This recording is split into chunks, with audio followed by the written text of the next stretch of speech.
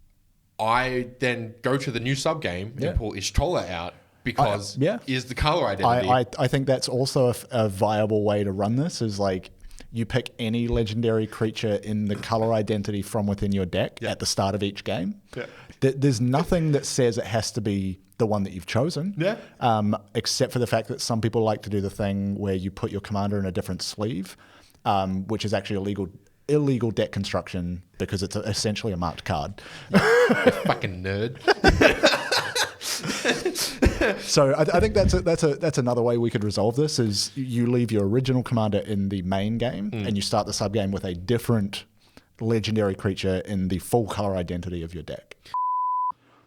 All right, turns out Shahrazad and Commander is really complicated. Good thing this thing's banned. I reached out to rules fan and friend of the show, Attack on Cardboard, to run some of our theories past him about how this might work. And here's roughly where we ended up. None of this has been checked with a judge. This is just as best as we can figure out, here's how this might actually resolve. So a couple of scenarios to cover off. Number one, if your commander is in play and then someone casts Shahrazad, your commander is not in the command zone when you start the subgame, so you basically have no commander. There is nothing in the rules about taking another creature out of your deck to be your commander.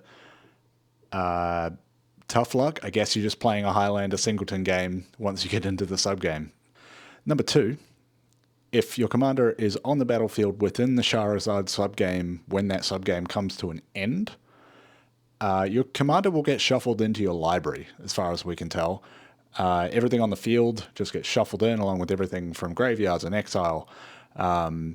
There doesn't seem to be a point where you could use the typical replacement effect that lets you move it to the command zone instead. All of this is the end of a game, and then that entire subgame is within the resolution of Shahrazad as a spell in the main game. Rules as written, though, seems like your commander just ends up shuffled into your library. In terms of deck legality, once you enter into the Shahrazad subgame, it seems like that's just inherited from the original game where Shahrazad was cast. Even though your commander's not around, you just assume to have a legal deck because you did when you started the main game. It's not really accounted for in the comprehensive rules, but I think if it didn't have that, everyone would enter into the subgame and potentially just immediately lose. And I don't think that's what the designers behind Shahrazad intended.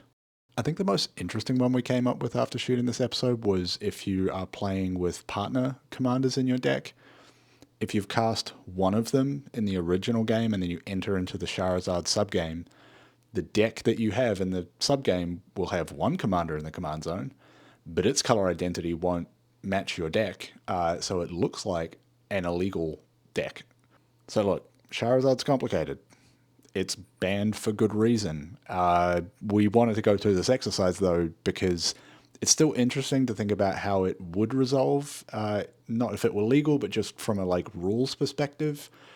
Check it with the judge if you want to give it a go. It's kind of wild, and there's a lot of weird edge cases you'll run into. We've got some ideas in this episode for how you might tweak some of the rules to make it a little bit easier to play with. But hey, practice safe Shahrazad, I guess. Back to the episode. And what I find interesting about Scryfall and something there is there's two things I find interesting about Scryfall. First one is how it works. The ones it says is events in a Shahrazad subgame do not normally trigger abilities in the main game. Yep. So having the commander aspect of it would change things a little bit.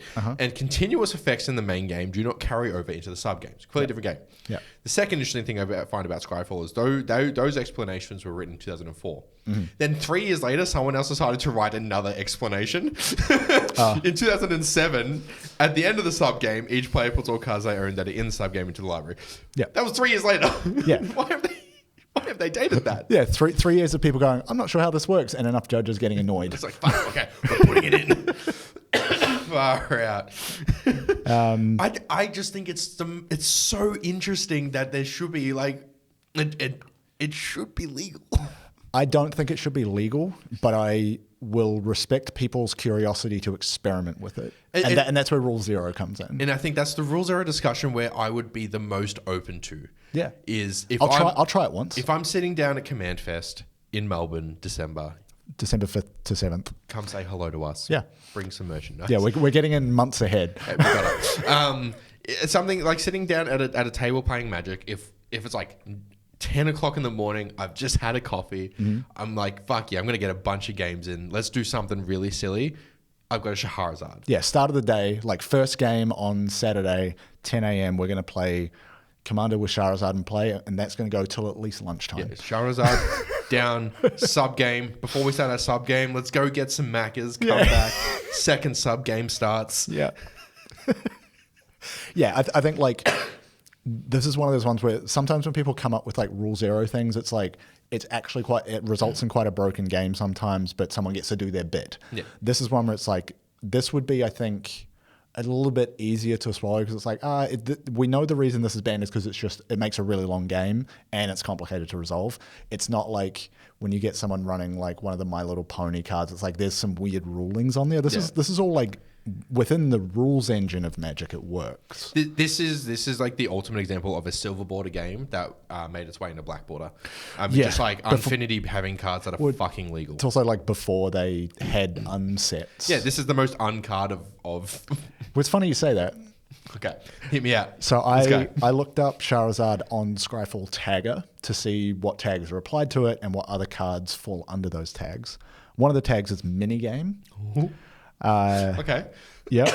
There are 122 taggings. You won't be surprised to hear a lot of them are either uncards or like, have you seen it? A lot of recent Magic events, Gavin Verhey does his like special event where it's like playtest cards with no art and they're themed around either weird cards or like content creators, that sort of thing. Yep. It's that sort of stuff. Yep.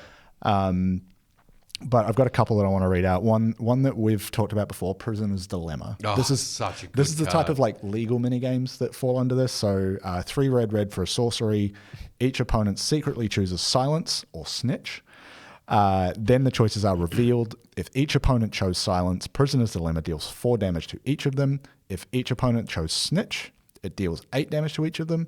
Otherwise, it deals 12 damage to each opponent who chose silence. So if there's a mix. And then it has flashback for 5 red. So that's the type of stuff that's the stuff that falls under minigame. It's like what is that commander that like when it attacks you clash with an opponent? Which the octopus one. You flip off the top and Yep. it's that sort of stuff that shows up.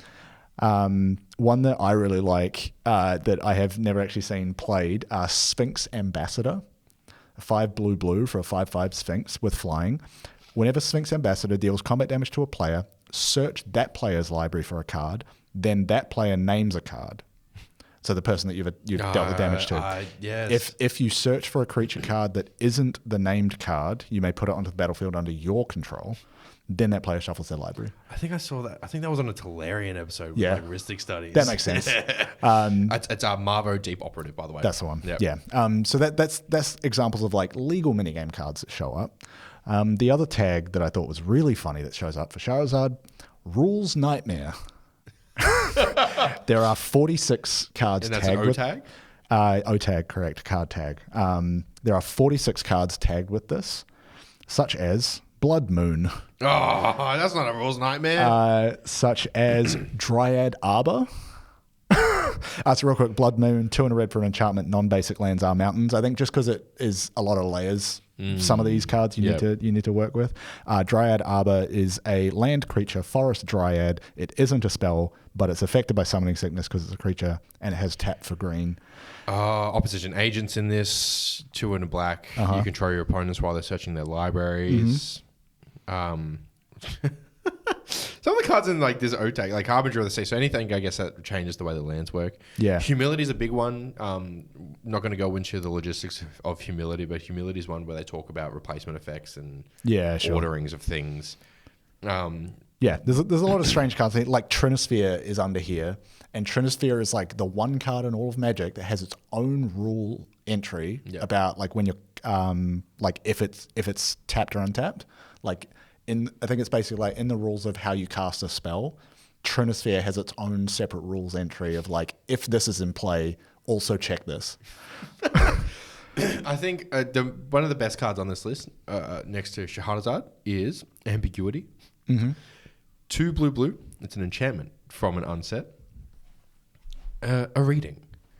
Poetry. Okay. By Grams. Yeah. Whenever a player plays a spell that counters a spell that has been played, or a player plays a spell that comes into play with counters, that player may counter the next spell played, or put an additional counter on a permanent that has already been played but not countered. What? If it's between Ambiguity and Shahrazad, what are you playing? What? Bruh, neither. They're both banned in Commander. Easy answer. Oh, man. I wonder... you know what? I'm surprised that I'm not seeing this O-tag. I know now we're on this O-tag.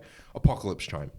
Apocalypse Chime is a 2-cost artifact from Homelands. Okay. The set that almost killed Magic. Listen to the Drive to Work with Mark Rosewater for that. It's very good. Artifact. 2 and tap.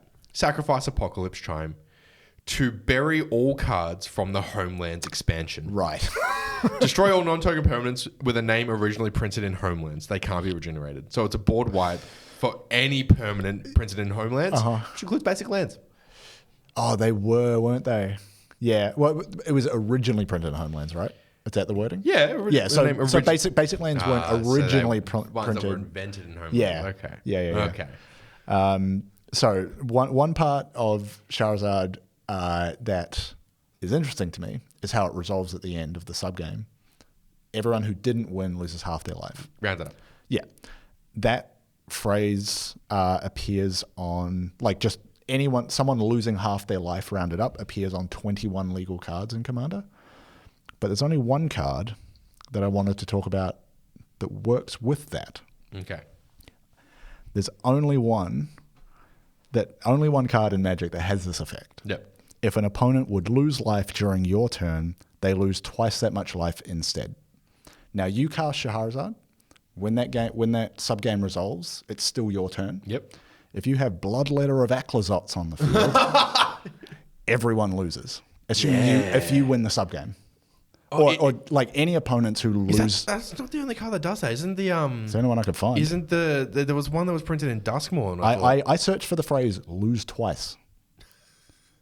That's the only card that comes up. Lose twice. Yeah, so like if they would lose life during your turn, they lose twice that much. So just trying to double the damage. Oh, double it. Yeah, okay. Yeah, because it's life loss. It's not damage. Yep. Okay. Yeah. So there's only one card, it seems, that does that. I mean, because if you're playing this in like a Esper deck, you have like Sanguine Bonds and Exquisite want to Blood do that as well. You just like set up a board.